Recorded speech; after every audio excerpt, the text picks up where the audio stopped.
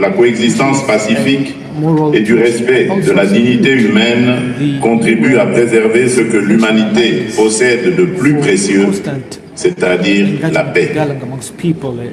Le choix de Luanda pour accueillir cette rencontre revêt une portée hautement symbolique. Il est des nations qui parlent de la paix par principe ou devoir de conscience. Il en est d'autres qui en parlent surtout parce qu'elles connaissent dans leur chair et dans leur histoire le prix de la guerre. L'Angola appartient à cette seconde catégorie. Son histoire nous rappelle qu'aucune guerre n'est une fatalité lorsque la volonté politique et le courage des dirigeants finissent par prévaloir sur la logique des armes. Plus qu'un lieu de rencontre, Luanda est un témoignage. Le témoignage d'un peuple qui a su sortir de la guerre, reconstruire ses institutions, réconcilier ses fils et ses filles et devenir à son tour un acteur reconnu de stabilité, de médiation et de paix. C'est pourquoi je tiens à saluer, Monsieur le Président, le rôle important que joue l'Angola sous votre leadership dans les efforts régionaux de dialogue et de désescalade, notamment dans la région des Grands Lacs, où votre pays demeure un partenaire essentiel de la paix, de la stabilité et de la coopération africaine. Excellences, Mesdames et Messieurs, le thème qui nous réunit, un appel à la paix, à la fin des guerres et au respect du droit international, n'est pas un simple intitulé diplomatique. Il exprime une urgence, il traduit une exigence, il interpelle notre responsabilité commune, car notre monde traverse une période de tension profonde. Les conflits se multiplient, les fractures s'élargissent, les crises humanitaires s'aggravent et les populations civiles continuent de payer le prix le plus lourd de la guerre. Sur plusieurs continents, des villes sont détruites, des familles sont dispersées, des enfants grandissent loin de leur foyer, dans des camps de déplacés ou de réfugiés, et des femmes portent dans leur corps, comme dans leur mémoire, les blessures des violences qu'elles n'ont ni provoquées ni choisies.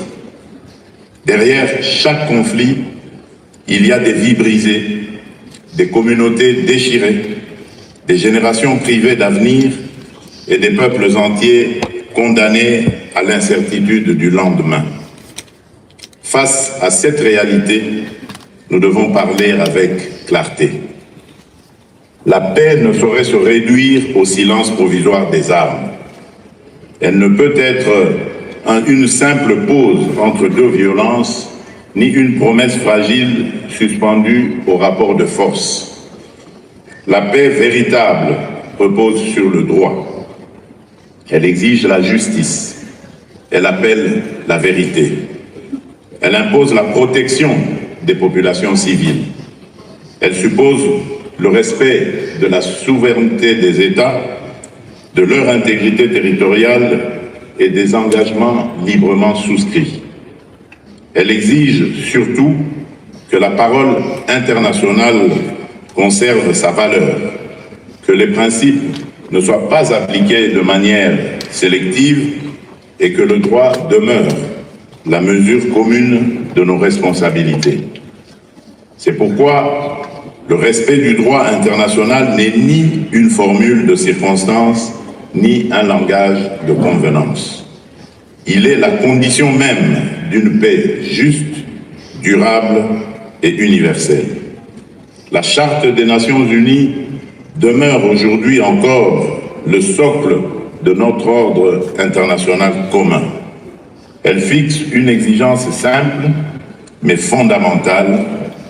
Aucun État ne peut recourir à la menace ou à l'emploi de la force contre l'intégrité territoriale ou l'indépendance politique d'un autre État. Ce principe n'est pas une disposition parmi d'autres. Il est le cœur du pacte international né des tragédies du XXe siècle. Il est la ligne de protection minimale entre l'ordre et le chaos, entre la paix fondée sur le droit et le désordre fondé sur la force. Lorsque la souveraineté d'un État est violée, lorsque ses frontières sont contestées par les armes, lorsque des groupes armés sont soutenus, instrumentalisés ou utilisés pour contourner le droit, ce n'est pas seulement la sécurité d'un pays qui est menacée. C'est l'autorité du droit international qui recule. C'est la crédibilité du multilatéralisme qui s'affaiblit. C'est la confiance entre les nations qui se fissure. Le droit international ne perd pas sa force parce qu'il est violé. Il perd sa force lorsque nous renonçons à le défendre avec la même clarté, la même constance et la même exigence, partout, pour tous et en toutes circonstances. Tel est l'un des grands défis de notre époque. Nous ne pouvons pas bâtir un ordre international stable sur des principes appliqués à géométrie variable. Nous ne pouvons pas invoquer la souveraineté dans certaines crises et la relativiser dans d'autres. Nous ne pouvons pas défendre l'intégrité territoriale ici et l'ignorer ailleurs. Nous ne pouvons pas demander au peuple de croire au multilatéralisme si le multilatéralisme demeure silencieux ou impuissant face aux violations manifestes du droit. La paix exige de la cohérence. La justice exige de la constance. Le droit exige de l'universalité. Excellences, Mesdames et Messieurs, pour la République démocratique du Congo, cette réflexion revêt une résonance particulière. Mon pays connaît le prix de la guerre. Il connaît la douleur des familles déplacées, l'angoisse des populations prises au piège de la violence, les souffrances des femmes victimes d'atteintes graves à leur dignité, le deuil des communautés frappées par les massacres et le traumatisme des enfants privés d'école, de sécurité et d'avenir. Il connaît aussi les conséquences de l'exploitation illicite des ressources naturelles lorsque les richesses d'un pays, au lieu de financer son développement, deviennent le carburant d'une économie de guerre. Depuis plusieurs années, mon pays fait face, dans sa partie orientale, à une situation sécuritaire et humanitaire grave, marquée par l'activisme des groupes armés, les déplacements massifs de populations civiles, les violations des droits humains, les atteintes à son intégrité territoriale et les ingérences extérieures. Cette réalité n'est pas seulement une épreuve nationale. Elle est un test à la fois pour notre région, pour l'Afrique et pour la communauté internationale. Pour autant, la République démocratique du Congo demeure attachée au dialogue. Elle reste engagée dans les efforts diplomatiques régionaux, continentaux et internationaux. Elle salue les initiatives de paix conduites par l'Union africaine, les organisations régionales, les Nations unies, les pays facilitateurs et les partenaires internationaux. Elle reconnaît les efforts entrepris pour favoriser la désescalade, la cessation des hostilités, le règlement pacifique des différends et la stabilisation durable de la région des Grands Lacs. Mais la paix ne peut pas rester une promesse suspendue. Elle doit se traduire par des actes concrets. Elle doit être vérifiable sur le terrain. Elle doit restaurer l'autorité de l'État. Elle doit garantir la protection des populations civiles. Elle doit permettre le retour digne, volontaire et sécurisé des déplacés et des réfugiés. Elle doit enfin ouvrir la voie à la justice, à la réparation et à la réconciliation. Le combat que mène la République démocratique du Congo dépasse largement ses frontières. Il ne concerne pas seulement la sécurité d'un pays d'Afrique centrale, il interroge la solidité même de l'ordre international que nous prétendons défendre. Car partout où la loi du plus fort prend le pas sur la force du droit, aucun peuple n'est durablement à l'abri.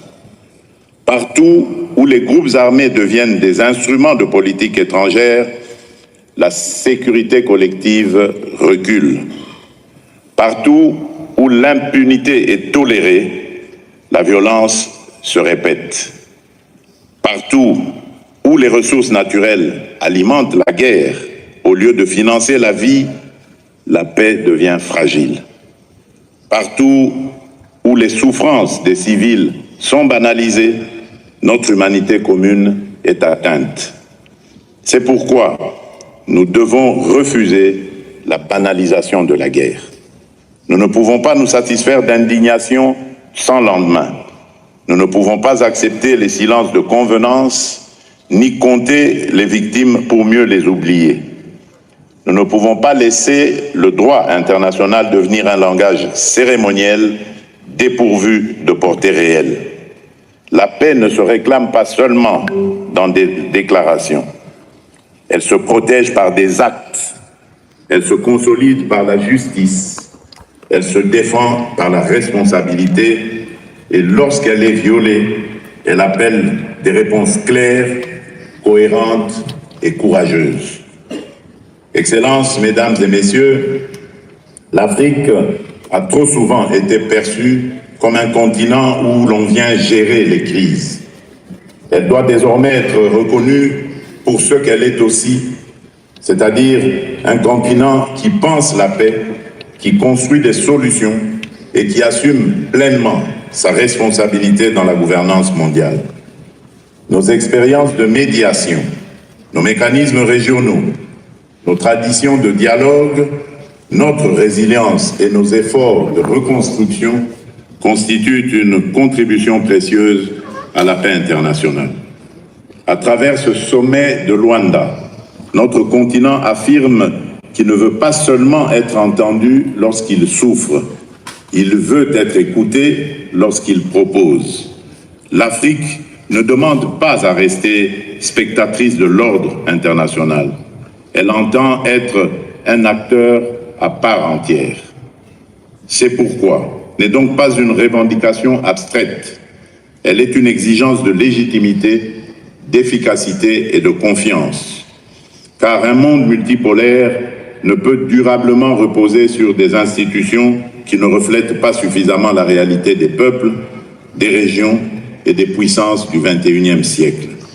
La République démocratique du Congo entend prendre toute sa part dans cette responsabilité africaine et internationale.